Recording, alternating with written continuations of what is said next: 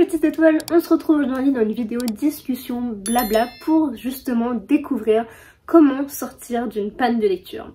Donc, pendant cet été, j'ai eu quelques petits soucis, ce qui a engendré une panne de lecture chez moi. Elle n'a pas duré très longtemps et c'est parce que j'avais des petits secrets et je voulais donc vous les partager si ça peut vous aider. Et là, avec les cours qui reprennent ou même le travail pour ceux qui travaillent, eh bien ça peut engendrer aussi une panne de lecture. Donc si vraiment vous arrivez dans cette phase un petit peu compliquée, mes astuces pourraient peut-être vous aider. Le premier conseil que je peux vous donner, c'est vraiment le plus gros des plus gros, je dirais, c'est de ne pas se forcer.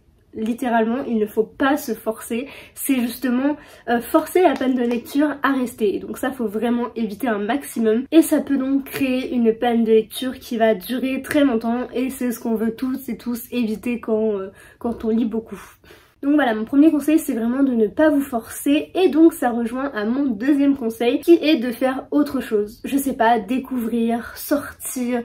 Quand je dis sortir, c'est pas aller en boîte, en bar, enfin c'est pas ce genre de sortie, vous pouvez, hein, y a pas de souci, c'est pas de ça que je parle. Mais vraiment vous pouvez juste sortir de chez vous, visiter un musée ou vous balader dans la nature, ça ressource beaucoup. Ou qu'importe en fait, faites ce que vous voulez et découvrez quelque chose, lancez-vous dans une autre activité. Je ne sais pas si vous voulez coudre et que vous avez jamais pris le temps de le faire, c'est peut-être le moment d'essayer. Ça peut aussi vous changer les idées et puis peut-être justement vous ramener à quelque chose que vous aimez faire mais sans vous en rendre compte. Très clairement, des fois ça vient juste comme ça, tu te dis oh ma panne de lecture est terminée et donc c'est plutôt une bonne chose. Quand je vous dis justement de découvrir, trouver d'autres activités etc, moi personnellement ce qui m'a beaucoup aidé, c'est un peu un de mes conseils mais ça peut pas marcher avec tout le monde, c'est de faire votre bullet journal si vous en faites un ou n'importe quel cahier, carnet, tout ce que vous voulez, mais faites une sorte de dessin, essayez de créer avec vos mains ou faire quelque chose comme ça ou je sais pas en fait. Il y a tellement de possibilités, mais faites quelque chose qui vous plaît ou qui vous change carrément d'habitude, enfin je ne sais pas. Mais du coup, comme je le disais, moi pendant ma petite panne de lecture, j'ai beaucoup fait de bullet journal et du coup ça m'a bien avancé sur mes mois au final. Et donc ça peut vraiment vous aider parce que ça permet de faire autre chose, etc. Enfin vraiment ça nous sort un petit peu la tête de tout ce qu'on peut penser, de tout ce qu'on peut ressentir, etc. Et au final, la lecture revient toute seule. Encore un petit conseil qui est très lié à tout ce que je viens de vous dire. Quand je vous dis de sortir, ça peut être aussi sortir en librairie.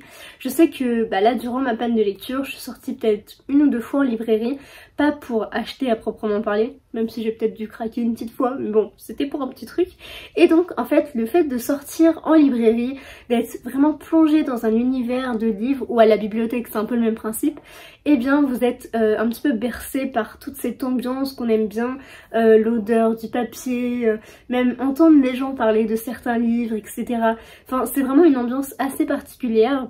Après ça dépend aussi des librairies je pense, mais en tout cas dans une vraie librairie, pas que dans un centre commercial où il y a des bouquins, parce que là c'est vraiment une autre ambiance quand même, ça fait plus, je sais pas comment on pourrait dire, mais un peu plus classé, alors qu'une librairie c'est vraiment, je sais pas, il y a quelque chose un peu Dark Academia, même si c'est pas du tout ça, ou Light, enfin bref, vous avez compris, mais c'est une ambiance assez particulière et c'est vrai que c'est très paisible d'aller dans ce genre d'endroit qu'on apprécie, comme une bibliothèque finalement, où justement on va sillonner les rayons, se dire ah ça je l'ai lu, ah ça je l'ai vu passer, ça, ceci, cela. On va lire quelques résumés et on va se dire oh là là il me tente trop celui-là, et en fin de compte on se dit bon en fait j'ai envie de lire, et du coup en rentrant chez toi tu te dis bon allez, je vais me lancer. Je vous disais pas mal de choses que je vous conseille, mais là je vous conseille pas.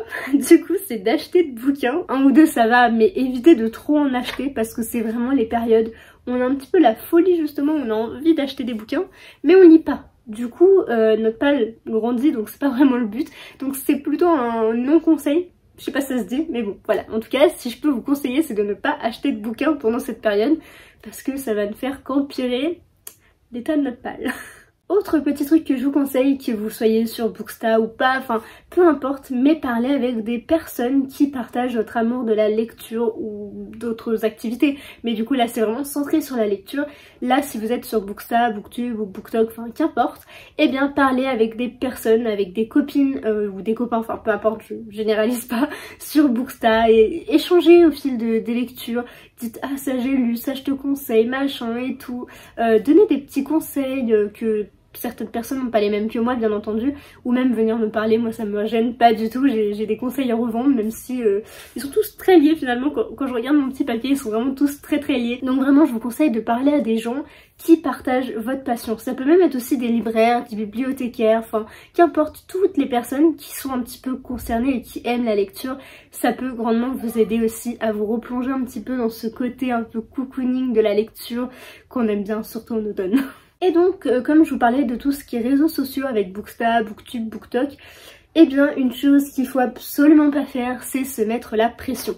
Parce que on se dit ah j'ai un compte à gérer, ah je dois poster des vidéos, ah je dois faire ci, je dois faire ça, j'ai des deadlines, etc. Et en fait faut éviter tout type de pression liée à tout ça, parce qu'en fait ça ne sert à rien et ça ne fait qu'aggraver votre panne de lecture.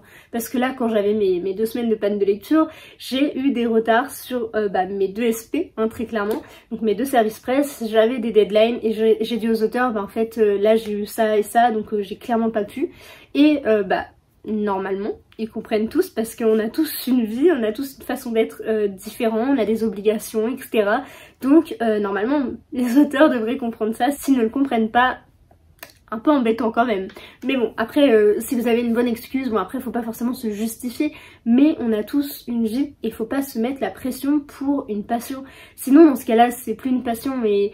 Enfin voilà, il faut s'adapter aussi à soi, à ce qu'on doit faire, faut vraiment pas se stresser, faut pas se presser parce que ça ne fait aussi qu'aggraver la panne de lecture. Et donc c'est pour ça que de mon côté, moi je m'étais pas pressée, j'ai pas lu pendant quelques temps, je lisais je sais pas 10 pages par-ci, 10 pages par-là, et puis voilà quoi, c'était pas une grande panne de lecture, mais c'était pas non plus un rythme que j'ai l'habitude. Et c'est vrai que pendant des vacances en plus, ça m'a fait vraiment très bizarre de lire si peu, en 2 semaines je crois j'ai lu très peu, donc c'est pour ça m'avait un peu étonnée.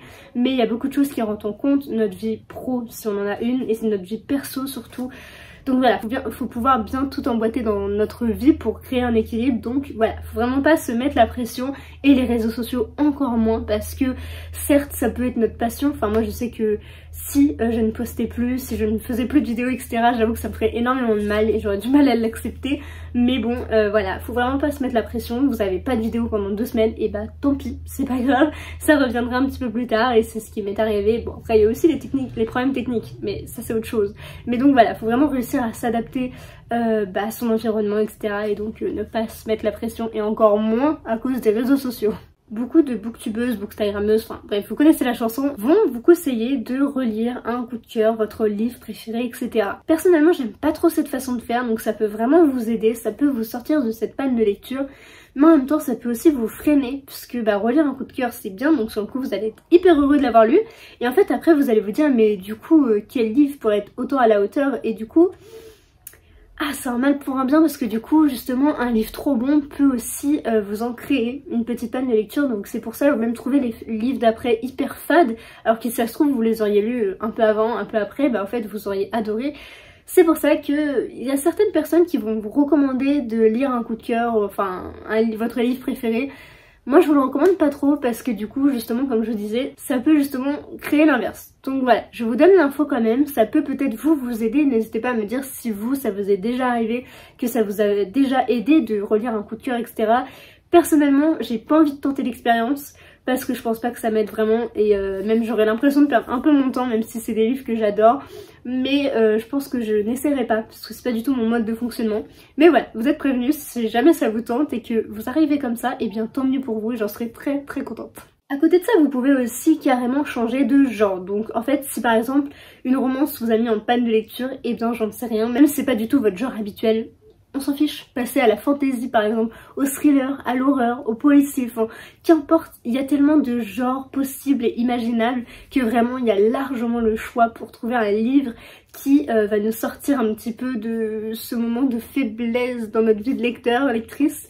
Donc vraiment n'hésitez pas à varier vos genres, même si par exemple vous êtes que fan de fantasy et que vous voulez lire que ça tout le temps parce que c'est ce que vous préférez. Au bout d'un moment, je me demande quand même si on n'a pas un petit peu cette espèce de lassitude de se dire ouais finalement il y a beaucoup de choses qui reviennent, etc. Et c'est pour ça que personnellement j'adore varier les genres. Je peux passer de la dystopie au fantastique, après je vais dire de la romance, du contemporain, enfin bref c'est très varié. Et en fait c'est ce que j'aime dans la lecture, c'est de pouvoir avoir tellement de livres, d'histoires, etc. de différents, que du coup ça nous lasse pas. Et c'est peut-être pour ça que je suis un très bon public aussi, c'est parce que je ne lis absolument pas la même chose tout le temps.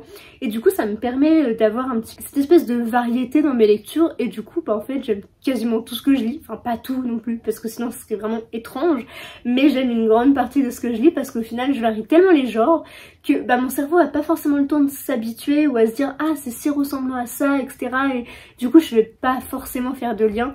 Il y a des trucs qui me font penser forcément parce qu'en plus que je commence à être un petit peu vieille, hein, du coup vu que je lis depuis que je suis toute petite, j'avoue que j'en ai entendu, j'en ai lu, j'en ai vu des histoires, donc vraiment je commence un petit peu à en avoir dans la tête. Mais ça n'empêche que bah justement en variant, ça permet de voir plein d'horizons et au final de pas se lasser du tout. On peut changer de genre de roman, mais on peut aussi changer de genre de livre. Donc si vous êtes un habitué de lire des romans, eh bien vous pouvez passer au manga, au BD, enfin il y a tellement de choix en termes aussi de livres, enfin de format, de bouquins, qu'en vrai on peut carrément changer de format. Et là du coup c'est ce qui est vraiment top, si on change de format de livre, et bien du coup ça peut aussi nous varier nos habitudes, etc. et de pas trop s'habituer. Alors je lis pas énormément de BD, de manga, etc. mais c'est vrai que beaucoup recommandent en panne de lecture de changer justement un petit peu de format, de se lancer dans les mangas, dans les BD, dans les machins. Bref, vraiment n'hésitez pas, lancez-vous, essayez, et ça peut pas très bien se passer comme ça peut ne pas bien se passer, mais non, ça c'est encore autre chose. Mais du coup essayez de faire un petit peu au feeling aussi. Donc ça c'est peut-être une autre astuce dont j'aurais dû parler après, mais c'est vraiment de faire au feeling de ce qu'on veut, de ce qu'on recherche, etc.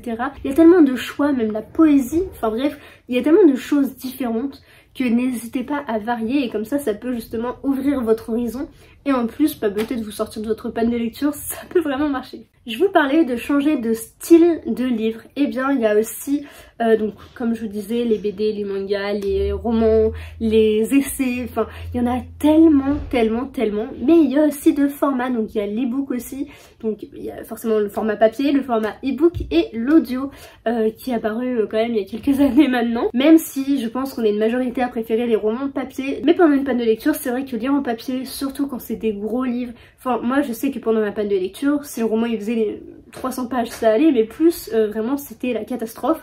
Je trouvais ça beaucoup trop et je me disais non c'est pas possible, si c'est écrit trop petit bah j'ai pas envie non plus, etc. Donc il y a plein de choses qui rentrent en compte. Et pour ce qui est des e-books, alors c'est très bien parce que du coup on peut le grossir machin et tout, mais en même temps à côté de ça on voit quand même le nombre de pages en bas, et du coup c'est vrai que ça peut être aussi un peu embêtant.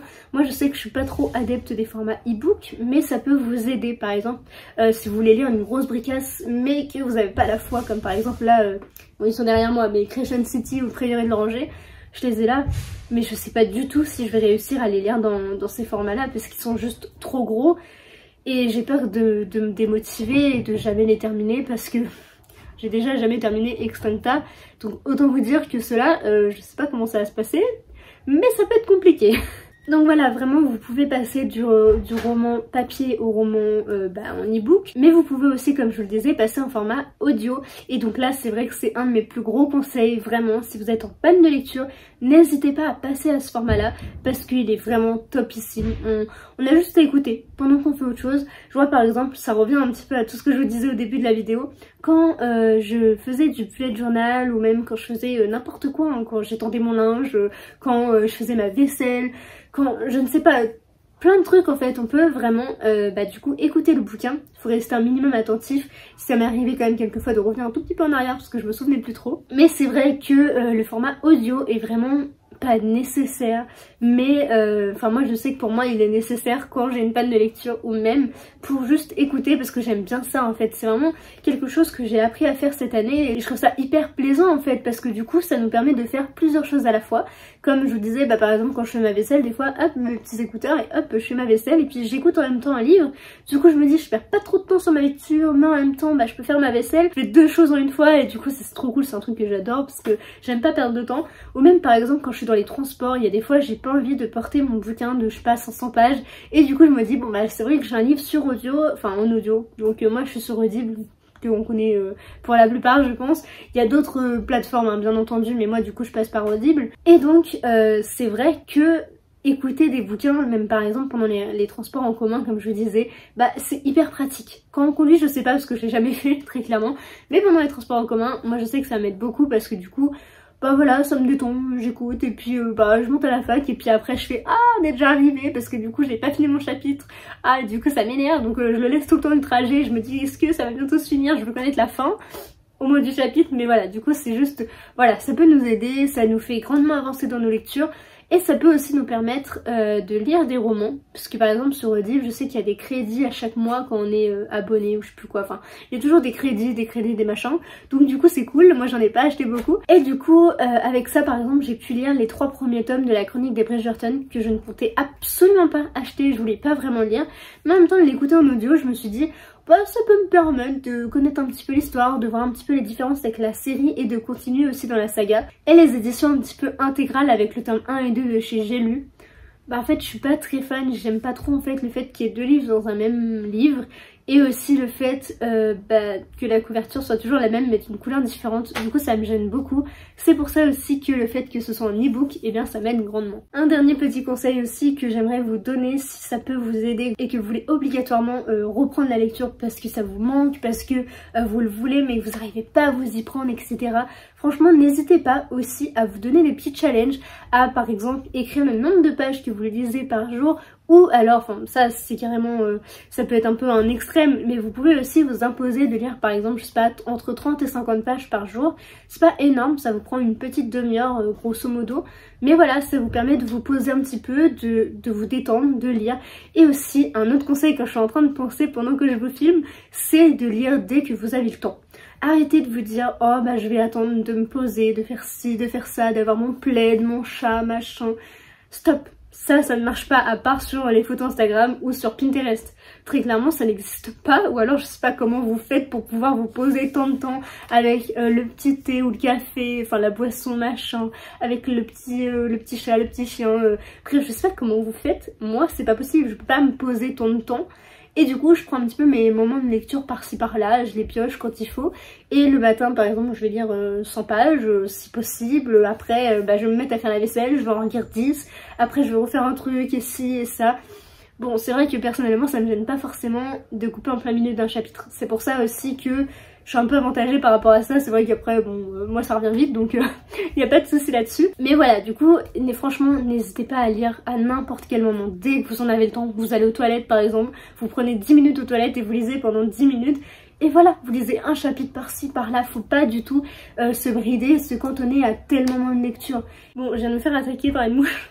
Donc désolée si ça a complètement coupé, mais du coup je vous disais que vraiment n'hésitez pas à lire à n'importe quel moment, vraiment faites comme vous pouvez, comme vous voulez, mais vraiment lisez à n'importe quel moment, ça ne pourra que vous aider dans votre réhabilitation si on veut à la lecture. Enfin je sais pas comment trop dire ça, mais pour ne plus avoir cette fameuse panne de lecture qui vient nous embêter nous lecteurs et encore plus quand on est sur les réseaux parce que du coup on se met une pression de dingue alors qu'il ne faut pas. J'espère que ça vous l'avez bien compris parce que vraiment c'est un des pires trucs à faire, c'est se mettre la pression et se forcer, ça faut vraiment éviter. Voilà c'est une vidéo très longue, j'espère que ça vous aura plu, que mes petits conseils pourront vous aider ou vous aideront à l'avenir, ce que j'espère pas en soi parce que ça veut dire que vous serez en panne de lecture. Mais si jamais vous avez été dans mon cas, n'hésitez pas non plus à me dire comment vous avez réagi à tout ça, qu'est-ce que vous avez fait, comment vous avez géré ça, combien de temps ça a duré, etc. Moi je sais que grâce en fait au dessin, au fait de regarder des séries, de regarder des films, profiter, sortir, aller en librairie, beaucoup, sans trop acheter, attention, et faire plein de choses en fait, comme lire des livres en audio, etc. C'est vrai que ça aide vraiment beaucoup et moi ça m'a beaucoup aidé pendant mes petites peut-être 2 semaines de panne de lecture. Donc c'est pas énorme, mais très sincèrement ça aide beaucoup. Bref, je vais m'arrêter là, j'espère que ça vous aura plu, n'hésitez pas à me dire tout ça en commentaire et puis à partager si vous le souhaitez pour me soutenir et puis peut-être aider d'autres gens à grande échelle pour que justement les pannes de lecture s'arrêtent et que ce fléau nous lâche, nous en tant que lecteurs. Bref, sur ce je vais vous laisser, je vous fais plein de gros bisous et puis à très vite dans une prochaine vidéo.